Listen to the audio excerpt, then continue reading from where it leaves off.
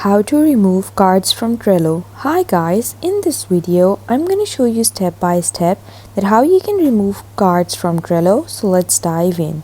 First you have to open your Trello app, and then you can see I have opened my workplace over here. And once you're on your workspace, just scroll through and find the card that you want to delete. For example, let's go with this card over here. Simply click this card, and once you click it, you'll be able to see this window. On this window, on the top right corner, you'll see these three dots. Just click these three horizontal dots on the top right corner, and it's going to pop up with this window. On this window, you have many options. On the bottom, you'll see this option delete card.